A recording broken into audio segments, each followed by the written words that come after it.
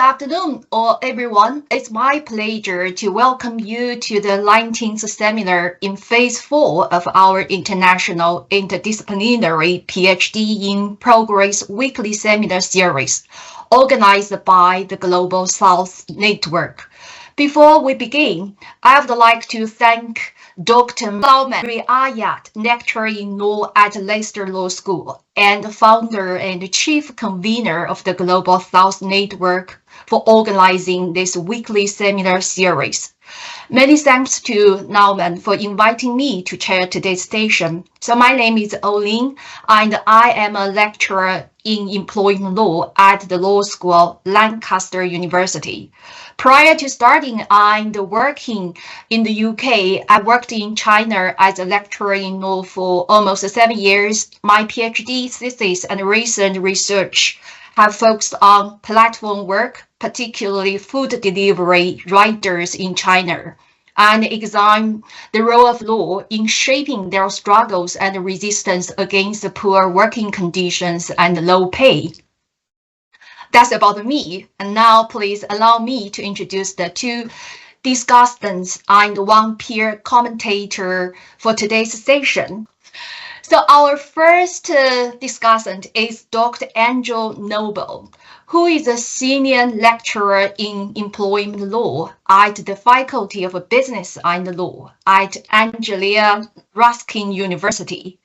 So he previously worked as a solicitor in private practice before returning to academia to undertake a PhD at the University of Birmingham. Dr. Noble pursues research interests in all aspects of employment law with a special focus on criminal records disclosures and their impact on both employees and employers, and the gig economy and other precarious workers, especially those who require prior authorization, such as licenses, to carry out their work. Welcome, Angel. I'm truly honored to have you here. Our second discussant is Dr. Mauro Pucheta, who is a lecturer in law at the School of Law at the University of Kent. Dr. Pucheta is a labor lawyer with a particular interest in the Global South. He completed his PhD at the University of Nottingham in 2019, where he explored how regional trade blocs, specifically Mercosur and the EU, regulate labor relationships at the regional and international levels. Before becoming an academic, he practiced employment law in Argentina. Mauro joined Kent Law School in September 2022, having previously been a lecturer at Kingston University, London from 2019 to 2022, and the University of Gloucestershire from 2017 to 2019, where he lectured on employment law, company law, EU law, and commercial law.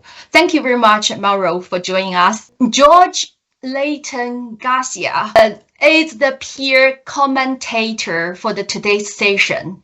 Jorge is a PhD candidate and lecturer at the University of Bristol Law School. Jorge's research interests relate to freedom of association and labor law. His ongoing doctoral studies focus on freedom of association and precarious work, looking at the ways in which labor laws promote or hinder the appearance of workers' organizations in specific sectors where precarious work is relevant. We have a kind of incredible team today.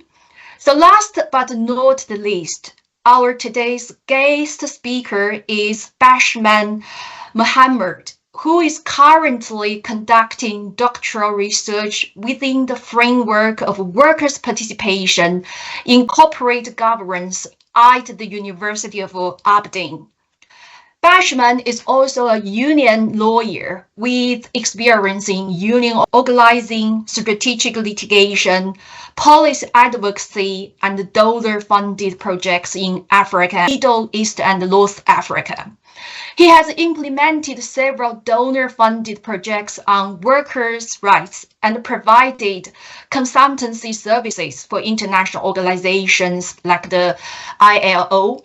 He holds a Master of Laws with a merit from the University of London. Bashman will present his ongoing PhD research titled Who is a Worker? A three-jurisdictional comparison of Germany, Nigeria, and the UK. So Bashman, you have 30 to 35 minutes for your presentation, followed by 5 minutes for comments and questions from both the discussants and the peer commentator. So if time permits, we will then have a 15 minutes Q&A session with attendees. I will keep track of time. Now the screen is yours, Bashman. Thank you. Yeah, thank you very much. And thank you, other members of the panel. Thank you for your time. But just to provide context, this title is actually extracted from my larger PhD thesis, which is basically on workers' participation in corporate governance. So this particular title is actually chapter 4 of my larger doctoral thesis. Thank you. And just also to reckon my supervisory team, I'm being supervised by Professor John Patterson and Dr. Alistair Matheson. So in this short presentation, here at the outline, I'll first frame the problem. Thereafter, I will establish the gaps. In establishing these gaps, I will do it in threefold: the policy gap, the practice gap, and even a gap within the academia. Thereafter, I will tease out the methodology I've been using in my doctoral research. Then I will also tease out some major trends and preliminary findings because it's still research in progress. And lastly, I will share some key takeaway with you, and then I'll be waiting to get your feedback so that that can also help me in my doctoral journey. Yeah, thank you. So in framing the problem, a smaller problem led to a more bigger problem. One, employment status is a gateway to access any labor right. So that's a small problem. So, but there's this another problem attached to this.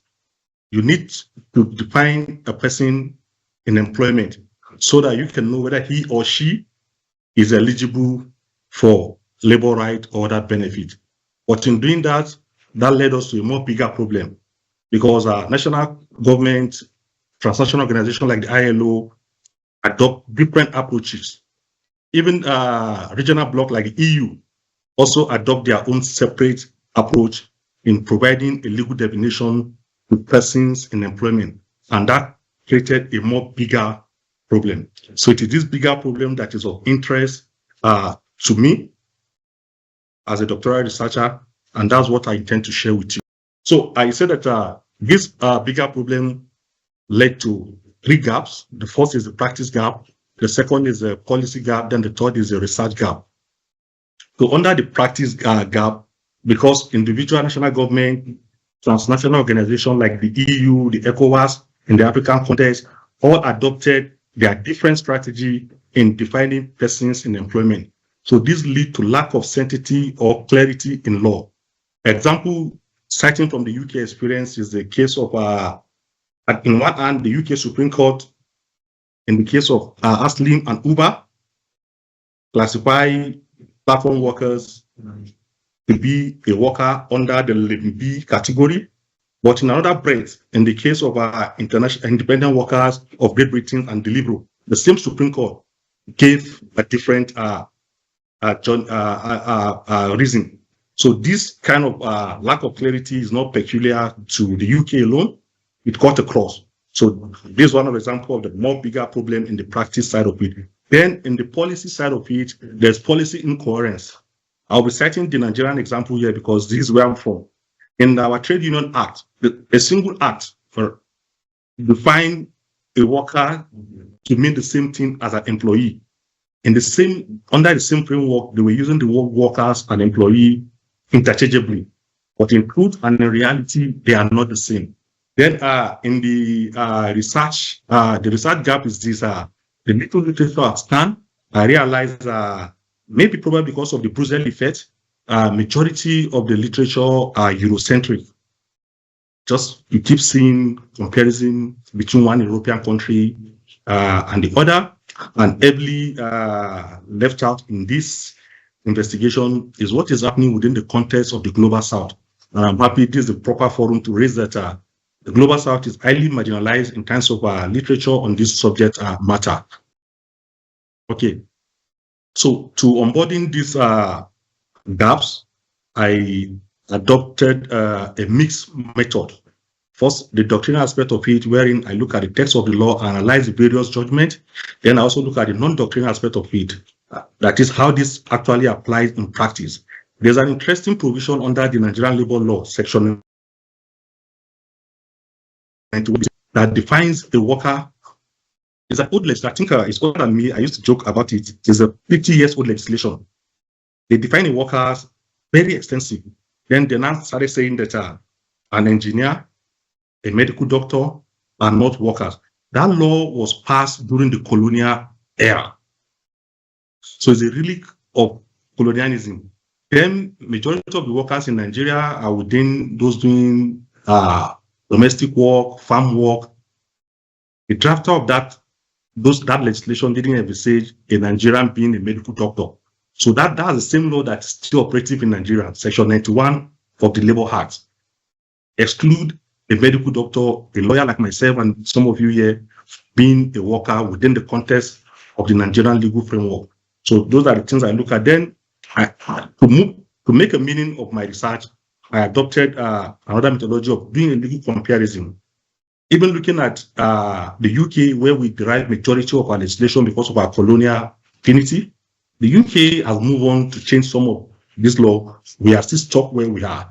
Then the last part of my method is legal transport. I begin to explore the opportunity of, is there opportunity to look elsewhere so that we can better our situation in Nigeria? And in doing that, my research is pointing towards Nigerian and other developing countries has a lot to learn from countries like Germany that have a very progressive labor law.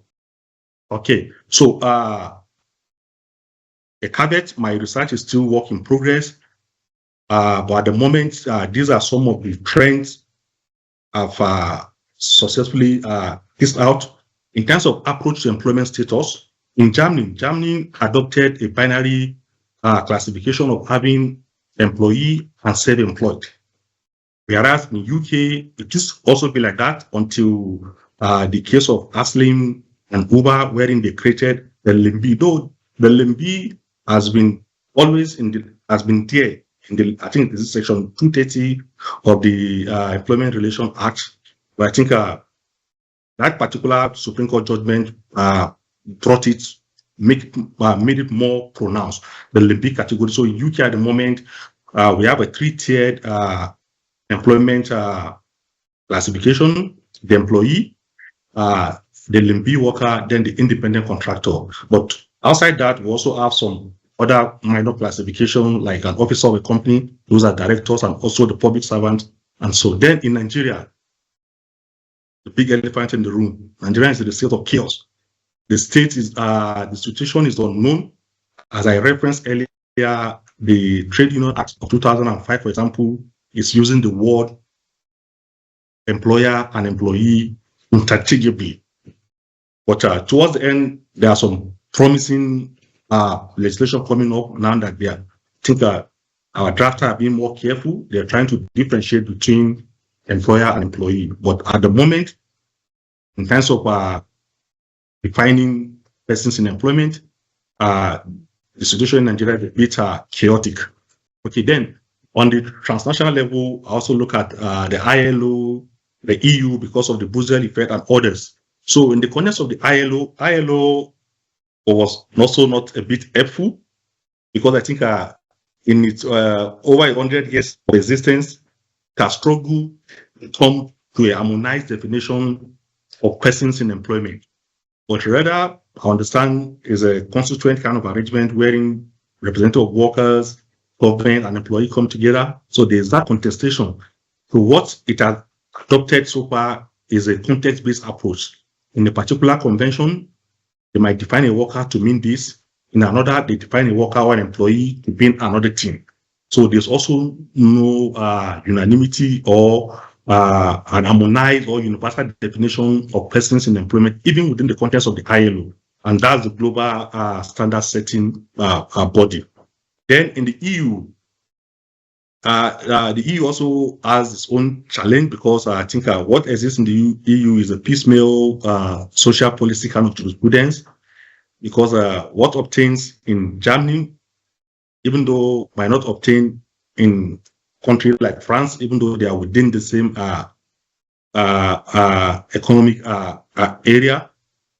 Then the others, I mean, like what is happening in Africa, example, looking at AU, the African Union, there's no any legislation or protocol that pointed to a definition of who is a worker. Even within the sub-regional level, the ECOWAS has the Economic Community of West African States, even though it has a framework on collective bargaining, there's no that specific definition of who is a worker that will qualify for such a collective bargaining. But in my research, I also didn't look at, that's one of the limitations, I also didn't look at what is happening in the Americas. So that's outside the purview of my research. Some key takeaway from my finding, as I said, is still a work in progress. So interestingly, in Germany, which is like the role model, I'm trying to see whether Nigeria can orientate or gravitate towards it. There is no legal definition of an employee until the year 2017. In the past, they rely on the labor court to provide guidance around employment status. But I think in 2007, there's a new inclusion into the civil code, specifically section 611A, that now define who is an employee. And I think that definition is very instructive in the sense that they say that nomenclature type 2 is immaterial. What is relevant is the external time. The court can even go outside what is in the agreement. I think the key word is external determination in defining who is actually a person within an employment context. Then, as I mentioned earlier, in the UK, the Supreme Court, it's supposed to be court. The Supreme Court treated the limby worker within the meaning of section 230 in the case of Aslim and Uber. Then another interesting development in the UK is that there is this proposal on status of workers. I think it's being pushed by the current Labour government. So they want to have a kind of a universal status for worker. So instead of this stratification between employee and worker, we have maybe is a move towards the binary method, just like in Germany, where you have a worker, then independent contractor. Then in Nigeria, motherland, as I said earlier, we're currently in a state of flux, but recent legislation like the Employee Compensation Act and the Pension Reform Act have chosen to use the term workers, employee. Is this more careful, deliberate attempt to now use employee instead of worker?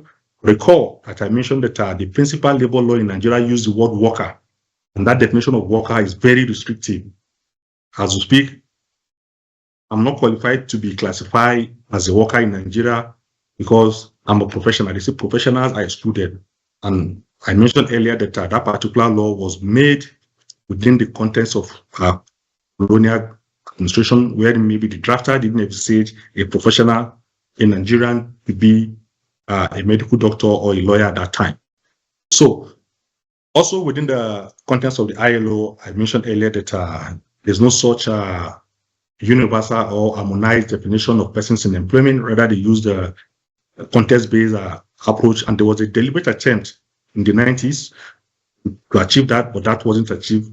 Because I think it's understandable because of the contestation between the constituents that make up the ILO. So what currently guide employment relationship within the context of the ILO is the employment relationship recommendation 198 to be specific of 2016 or 2006.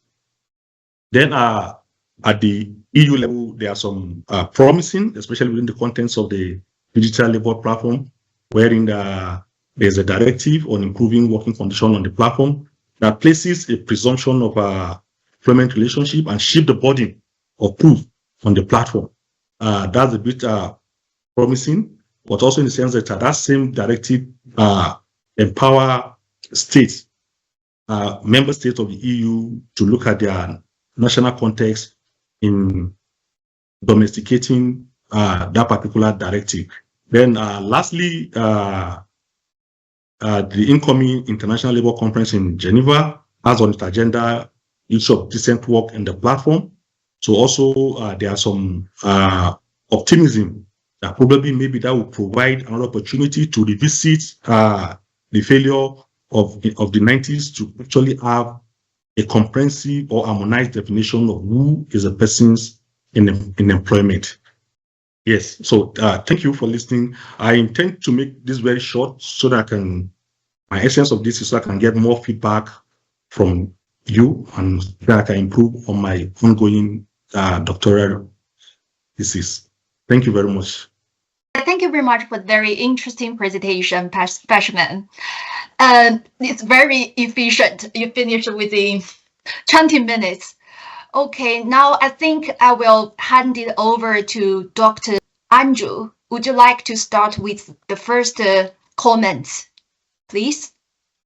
Yes, thank you. And yes, thank you very much, Bashman, for that interesting presentation. That was sort of fascinating to sort of see some of that sort of overview of the current state of questions around employment status across various jurisdictions, and as you've correctly identified, it is something of a global problem, and doesn't really seem to be any sort of resolution to it on the cards. But although there are sort of a few suggestions that you've made there towards the end of the presentation, but yeah, thanks very much. It was a really sort of fascinating insight into an important aspect of employment law and the protection of workers' rights, and in a way you're sort of exploring a question that the courts, at least certainly the courts in the UK, have been grappling with sort of ever since sort of it was recognised that workers actually had rights. So it's something that is a question that has been around for a long time, and yet it's still as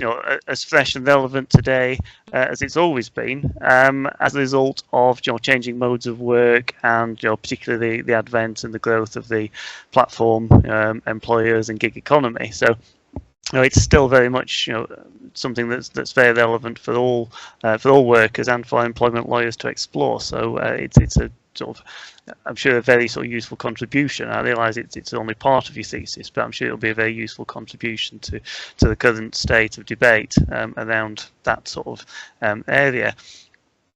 I think what you've identified, although you didn't sort of specify it particularly, is that so many of the difficulties around this often lie not so much with the sort of national legislation definition of what is a worker or an employee, but how those sort of phrases are interpreted by the judiciary. So quite often a lot of the difficulties are caused by the interpretation. Not that it's the judges that are being difficult, it's just that the way that the legislation is phrased is often very much open to interpretation, and the way the judges are being asked to interpret it is what then presents those sort of difficulties. So quite often, the national definition, or the basic definition of what is a worker, or what is an employee, or who is self-employed, is usually fairly clear, simple and straightforward. So the language used generally tends to be quite clear. The definitions are usually fairly short and easy to understand in themselves. Okay, that doesn't mean they're easy to implement, and that's where the difficulty lies.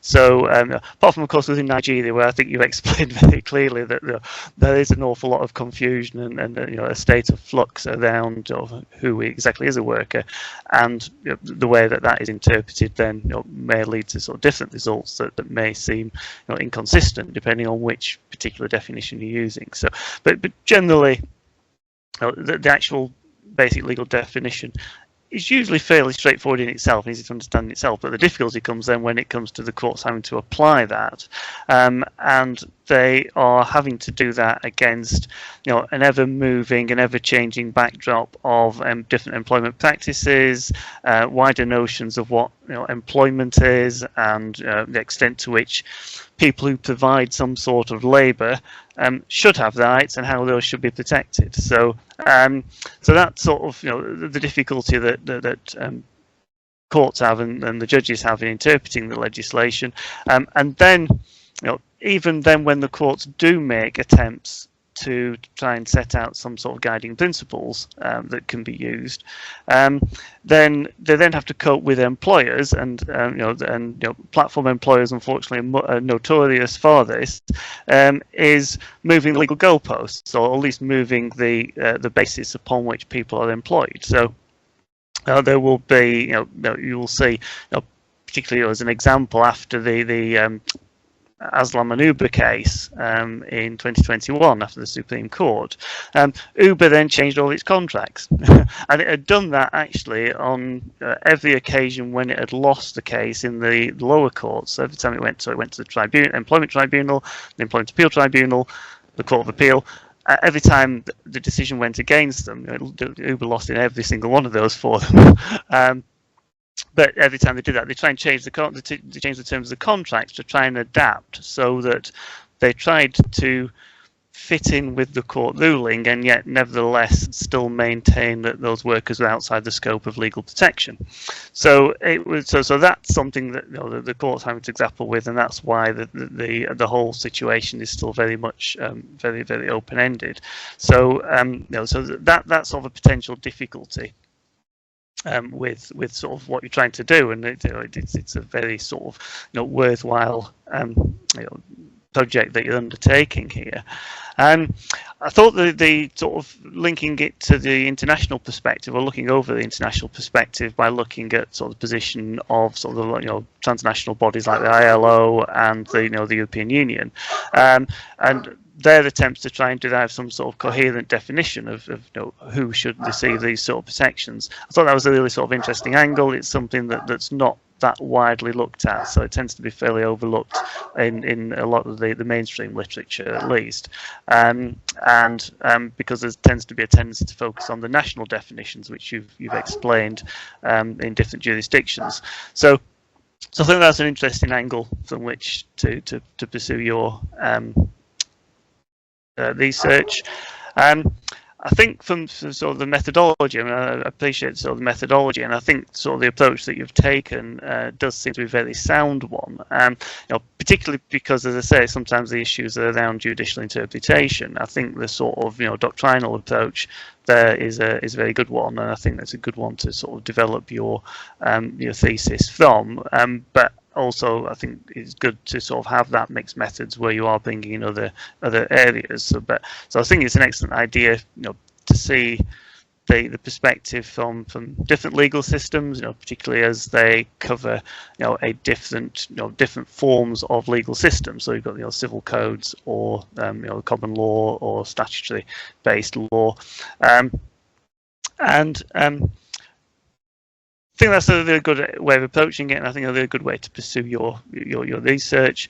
I I think there are a couple of things to bear in mind. I mean, in doing it the way you're approaching it, you do have to bear in mind that you may not necessarily be comparing like with like. So if you're comparing sort of the approach in Germany with Nigeria, with the UK, you are dealing with the completely different legal systems, and that doesn't. So you would need to exercise a great deal of caution because you may not necessarily be comparing the right things. That doesn't necessarily mean it's a bad thing to do. I mean, I think it is a very good approach. And all methodologies, of course, have their inherent weaknesses and limitations. So it's not necessarily a criticism that you're doing it that way. I think it just sort of requires a little bit of caution to bear in mind as you're sort of carrying out your analysis. In order to sort of fulfil that. I think my time is up, so I'll shut up now and pass over to the other commentators on your work. But thanks very much for sharing that with us, and best of luck with your very worthwhile project. So thanks very much for sharing that with us today. Yeah, thank you so much. Yeah, thank you so much for the very insightful and comprehensive comments, Andrew. So now, Mauro, could I ask you for your comments and questions now, please? Much. Thank you, Bashman, for the presentation. Thank you very much, Andrew, for all those actually comments. Probably I have like 60-70% similar comments, but still I'm going to try to build on his comments. I think we're actually on point. I mean, I'm a comparative labor lawyer, so I mean, these kind of topics fascinates me. So I mean, every time I see something like that, I'm really interested in it. I think Andrew has made very good general comments. So I will make some very specific, mainly methodological comments. And I'm going to try to be brief just to give some time for Q&A, and I'm happy to actually further develop if needed. So in terms of I'm going to make two types of comments on the abstract and then comments on the presentation, if that's okay. In terms of the comments on the abstract, there was a reference to actually the current erosion of traditional workplace, and you make reference to platform work and uberization, which is absolutely on point, right? I know that you were sorry, I should have said that at the beginning. You were talking about this as being a part of your thesis, which is, I think, workers' participation in corporate governance, which again is a fascinating topic. So I'm just trying to make these comments that might be useful or might not be useful, so feel free to dismiss them. The first thing is, going back to this point, is that the issue with the definition of worker or employee is something that comes probably from a bit earlier, I would say 80s, 90s, and Hugh Collins had developed something really interesting, a notion called vertical disintegration of companies. So it's been like this issue of definition of worker employees been like around for like, I would say, a couple of decades now. So, I mean, platform worker uberization is definitely not helping. So it's something that you might want to keep in mind or not. I'm not sure if it's 100% relevant to your paper. Then the second point, and this is something that I've seen, again, as a comparative labor lawyer doing my thesis, is the use of the term transnational. And I think it depends very much on the literature, on who is reading it. Some people are okay with the interchangeable use of international, transnational, other people less so. So other people might say transnational is not the same as international. And the reason I make this comment, not being pedantic, is just because some people might be, and it's just because ILO is traditionally considered an international organization rather than a transnational organization. I think you could make the case for a transnational organization, but I'm just saying that to have in mind. And there is literature on that as well. Just a brief point, because Andrew touched on that, which is the comparative methodology, because you did talk to, and when Andrew talked about Germany comparing like to like, I think one of the questions that I had was why, I could imagine why you might be comparing Nigeria to the UK, but I was thinking why you were comparing Nigeria to Germany. And that's something that I think the reader might wonder as well, what is the link? And it's absolutely fine to compare something that is not like to like, but I think it's good to justify why you're doing it. And which leads me to a point that you made in the presentation, which was related to, again, doing comparative kind of research and comparative from South America to Europe. This notion of legal transplant is sometimes a bit of a difficult one, because when it comes to legal transplant, there is this fear of, and particularly we are in a global South network-like meeting, so I think this is pertinent to say, is actually there is this fear of legal imperialism. So the idea that, like we from the South come to the North to find the responses, but sometimes the issue with that is that there is an overlook of the cultural, political, economic circumstances, for instance, in this case of Nigeria, whose labor market might be completely different to the British one, to the German one. Again, I'm not saying that it's not important to go and check what is going on out there. It just a pure legal transplant could be potentially problematic. And then the final point, and this is on the abstract, that you said that there is a trend towards a liberal misdefinition of persons. I think that's the right quote. So I was trying to understand what you mean by that. And I think that is something that, I mean, again, it was an abstract, so you cannot define everything, so that's absolutely fine. But it's just, I was just wondering what you meant by that. And I think that's pretty much it. One thing I want to say, because you said that actually the Americas was not in your purview, and being a South American myself, I just wanted to say that is a shame. But I completely understand, because there is literature about this, but I'm going to say there is literature in Spanish and Portuguese, so which probably might not be a language that you read, but just wanted to finish with that. So thank you. Thank you very much, Mauro. I think these comments are brilliant and very good. Now, George, would you like to share your comments, please? Yes. Thank you for the invitation, and thank you, Bashman, for the presentation. I think it was, as Andrew and Mauro had said, really interesting. And as a peer, someone who is also in the process of doing a PhD, hopefully, if all things go well, ending it soon. I just wanted to build on some of the things. I mean, some of these I had, but are very much connected with what Andrew and Mauro had said. I mean, first two methodological comments. I mean, I'm not an expert in comparative law, but I'm doing also comparative analysis. My PhD looks specifically at the UK and my country, which is Chile in South America. And one thing that I had to work while doing it is in terms of the comparative work, trying to be very specific about my comparative approach and the method I'm using there. In my case, it's very much a functional approach, and which I think suits very well to the questions about, especially with the questions about categories, because in a way, what the different legal systems are trying to answer is the question, well, who are we going to protect? They're trying to solve a very sometimes similar problem. Of course, they do it in the different ways that each legal system has to do so. The other one is that, I don't know if this is how much this is applicable to your work, but something that I had to consider in my work is I'm working in two languages, basically legislation and case law in two languages, in Chile in Spanish, okay, UK of course in English, and sometimes in terms of talking about categories, language is important. For example, I always use this example, and I clarified every time I write in my thesis in a paper that when I'm talking about worker, for example, in the Chilean context, the category of worker, which is the only one that exists beside independent contractor, with some exceptions that are more recent, worker means the same as the UK's employee, not the same as a UK worker.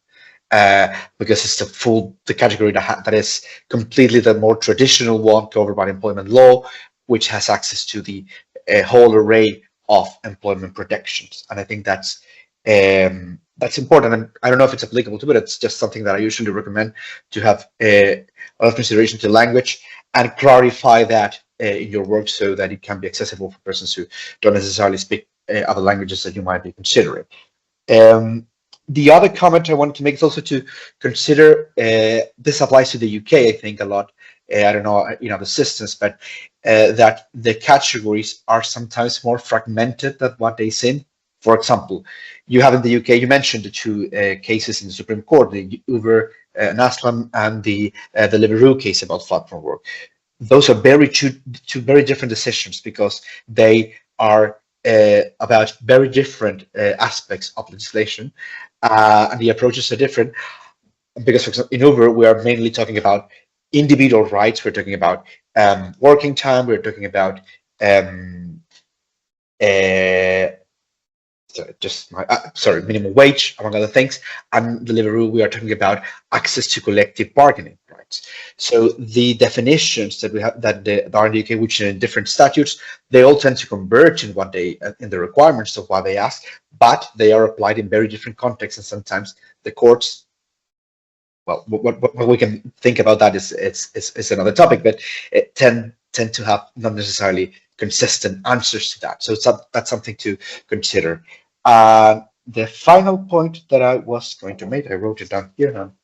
It's about just also a recommendation. I think it's interesting to consider also the wider context in which these definitions emerge. For example, in my work, what I do is I work about freedom of association, the right to organize, and I try to work on the context in which that was developed. The concept in different jurisdictions, and sometimes even in international law. There's a very good paper chapter by Carl Clare about the whole notion of the collective power of workers as a counterbalancing force to the power of the employer. And something he says, which can be applicable, I think, to other aspects of labor law, is that the way in which we have understood that, it's the product of a very specific context of the post-war global north context, in which there was a certain idea of what work is, of how work is organized, and that has changed and it's in flux. And sometimes what the legal systems are trying to do is to catch up with this, and they're not doing it always in the best way. And that's it. Thank you again. Thank you very much, George. I think it's very insightful. Would you like to respond to the two discussants and the commentator now? Yes. Yeah. Firstly, I thank you very much for feedback. They're very helpful. And I'm definitely going to integrate some of it, definitely not all of it, into my thesis. But just to be more specific, thinking about providing context to the emergence of some of these definitions, I think I referenced the Nigerian example, wherein I said the word definition of worker was a couch within the contents of our colonial experience. So they define worker and then they exclude some professionals. Before then, there was not that contemplation that maybe a Nigerian would one day be an engineer or a medical doctor. Others taken, agreed, I didn't do much of that within the context of the UK. But I think I did that in the context of Germany. I referenced the post-war era, but I didn't kind of emphasize that here. So thank you for this feedback. But importantly, on my the comparative component of my paper, yes, there are justification for these comparators.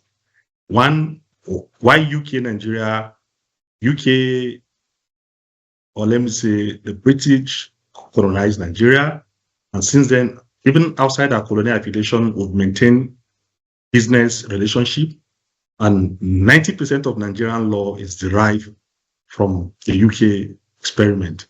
We're also a common law jurisdiction. There's this joke about an aspect of our law when they were trying to do not transplant. This time around, they were just trying to do borrowing.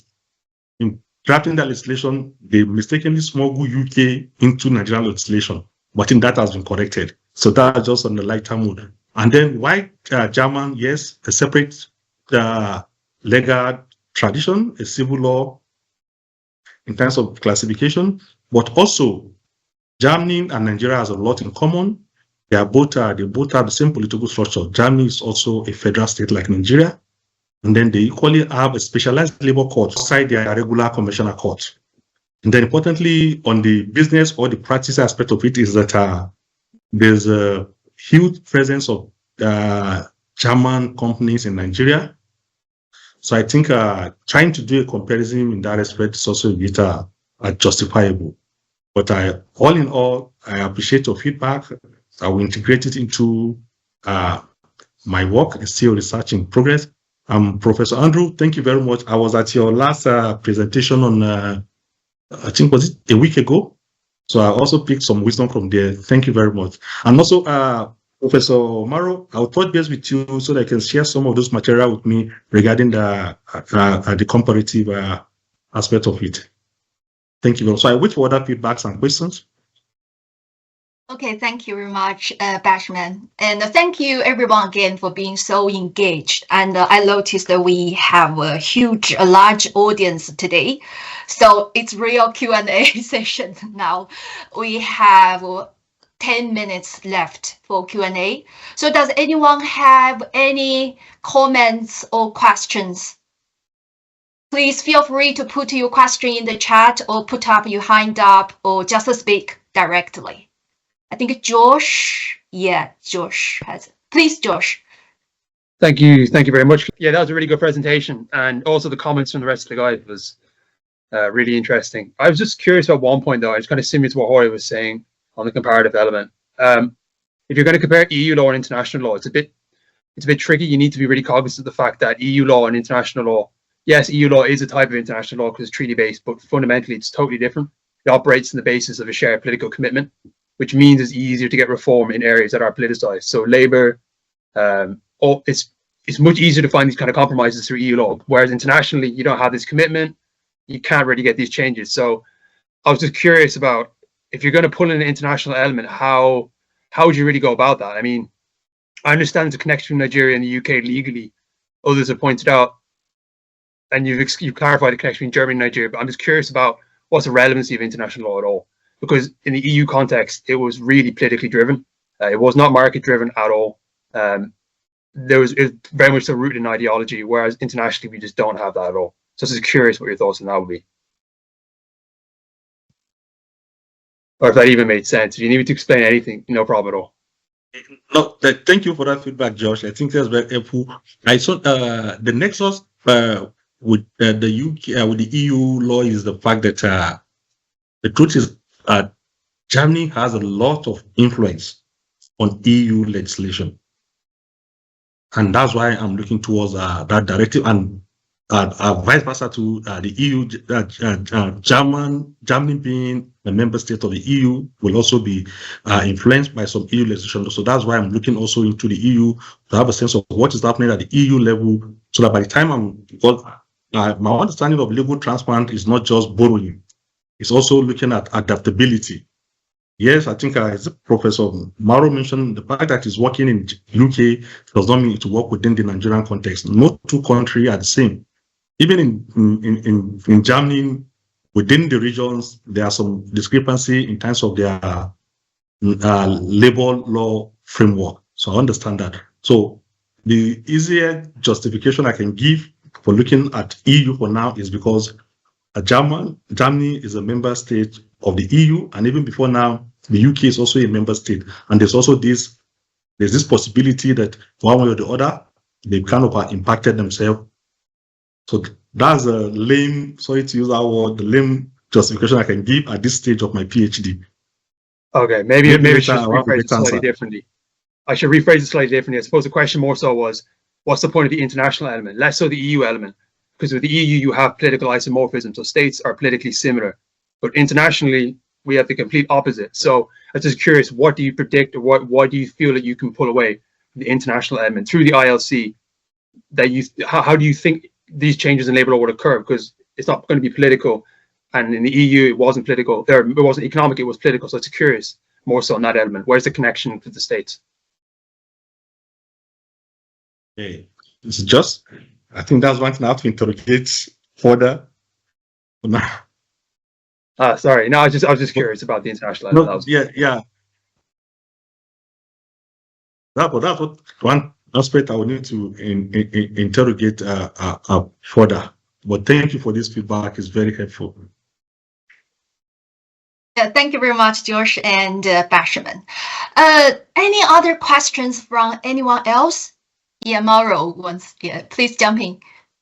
I'm just thinking out loud, so feel free to dismiss this without any problem. But something I was thinking of is, because this paper you said that is part of your thesis, and your thesis is about workers' participation in was it governance? I think your Corporate governance.